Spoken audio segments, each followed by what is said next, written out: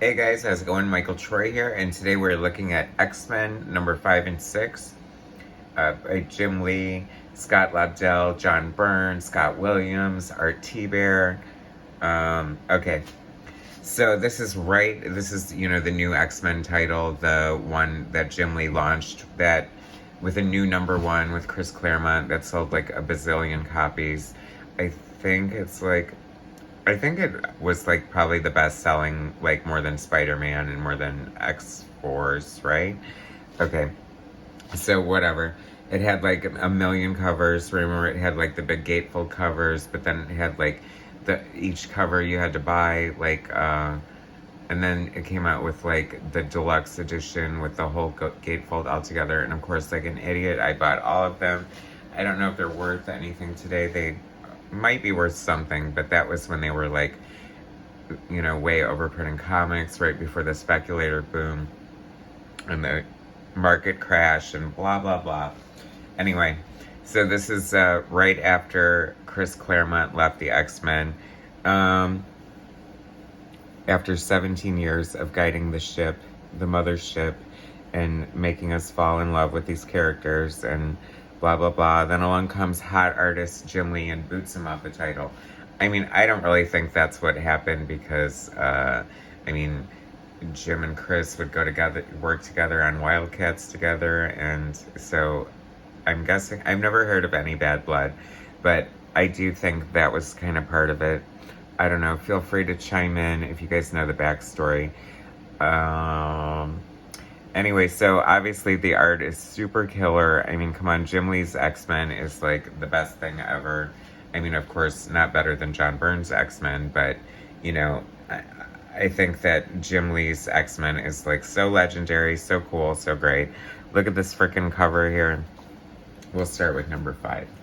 So you can see like the bionic housing in Wolverine's arm that's supposed to... This is before like they bone claws and all that stuff. So his claws used to not be part of his skeleton, and so these bionic housings would like release the claws in his glove.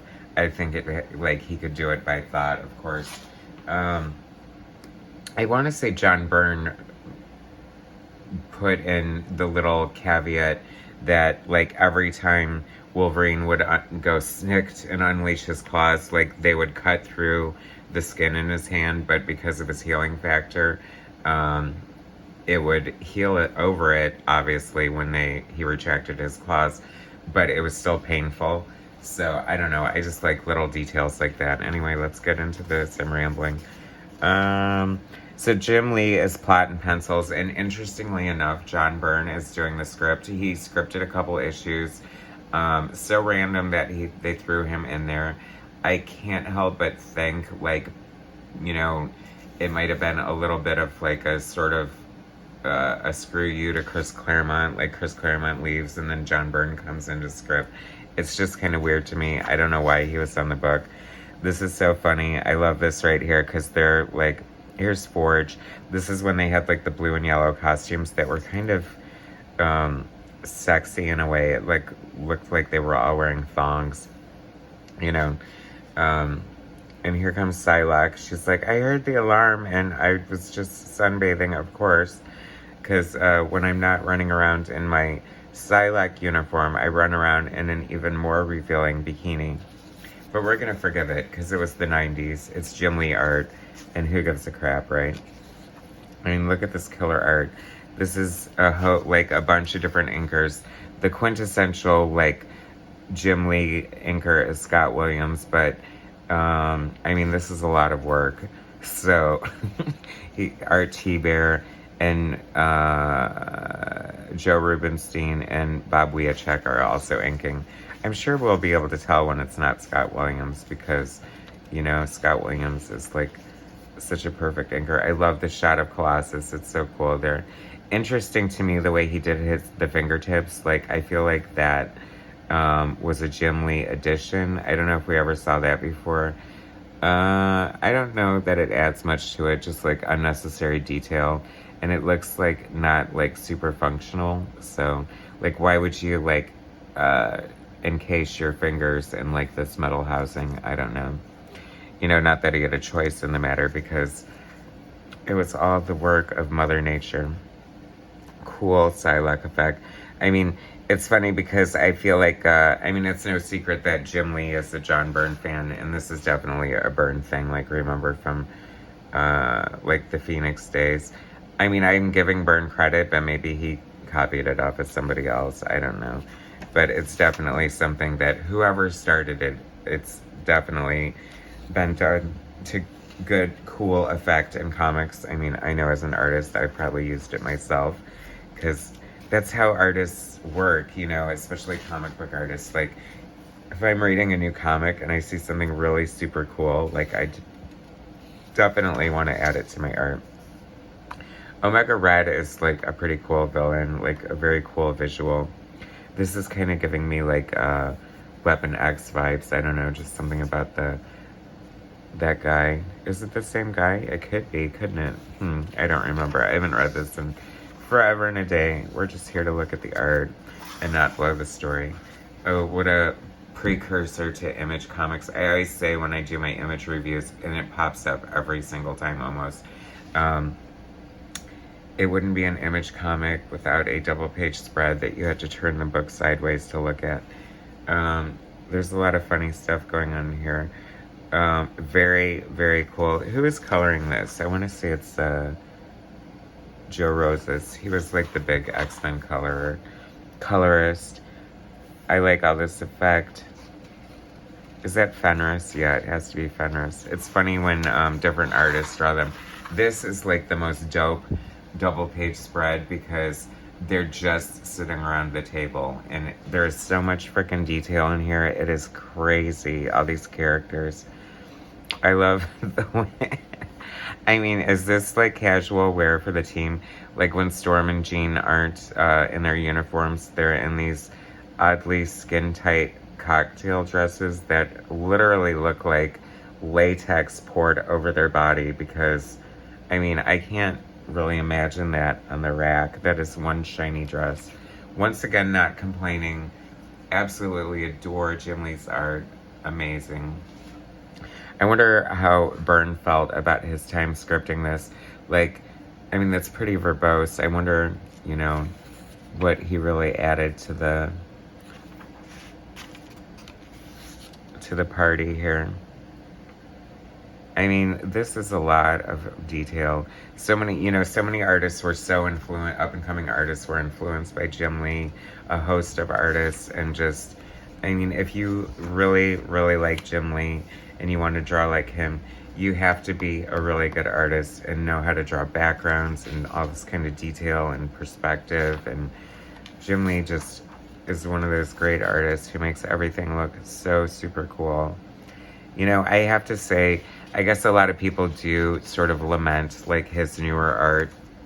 I think he's still got it. I think he's, like, I'm always excited when there's new Jim Lee art.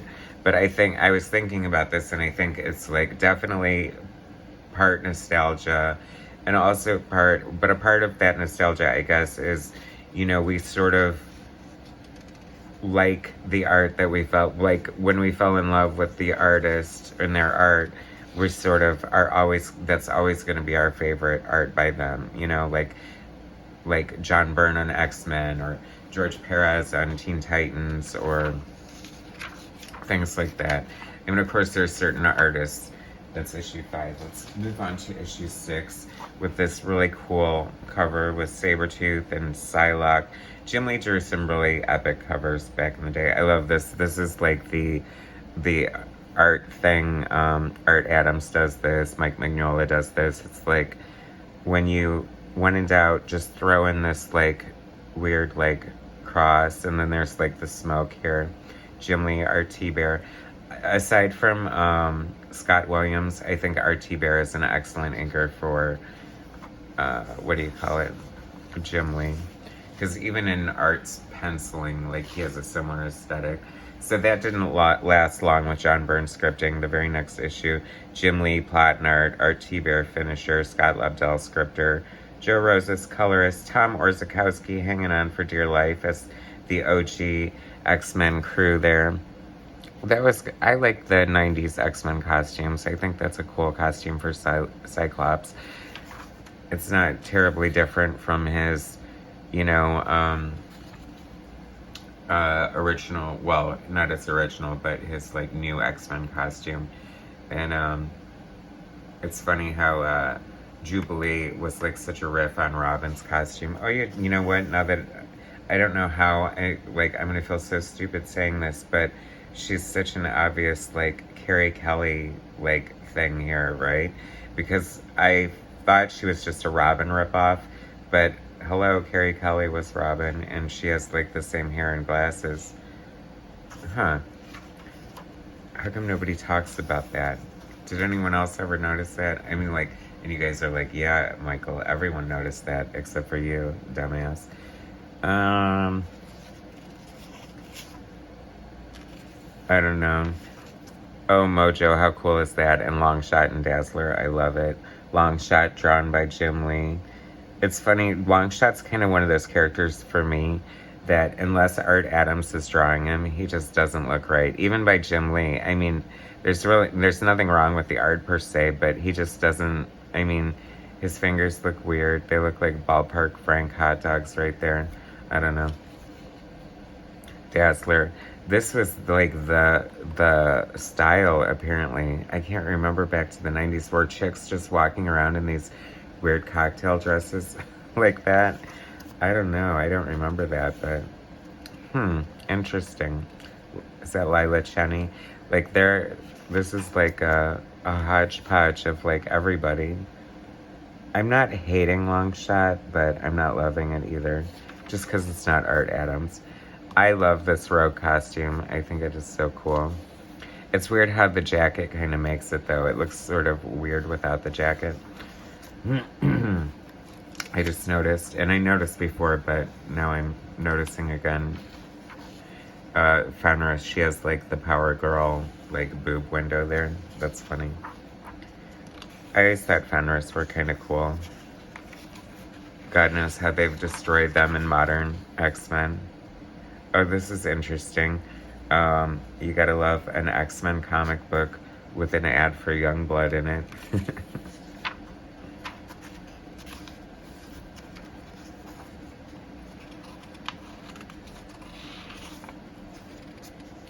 Sabretooth. I mean, this is just like such a cool shot.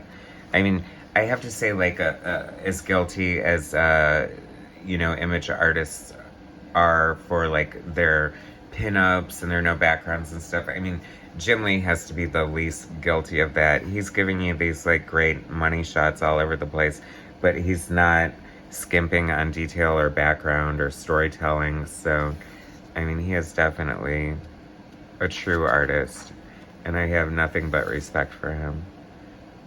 I wonder what he's working on now. I'm not so excited about him being at DC, though. I mean, can we kind of, I don't know, let him go back to the X-Men or do something new? I don't know. It's like, I feel like, although dream scenario, wouldn't it be so good, and tell me I'm wrong, but Chris Claremont and Jim Lee on Wonder Woman. Jim's done, like, Batman Extended, Suicide Squad, Superman, you know, like, twice with the All-Star Superman, or not All-Star Superman, but he did with Brian Azzarello, and then All-Star Batman. So he's done Batman, Superman. I mean, we need the Holy Trinity, guys. We need Jim Lee on Wonder Woman. It doesn't have to be crazy, just like, I don't know, like a nice 6-issue story arc written by Chris Claremont. Nice trade. Anyway, so that was a fun look at some Jim Lee X-Men. It doesn't get much better than that. Thanks so much for watching. Please subscribe to my channel, hit like, share my content, and I'll bring you some more later. Thanks, guys.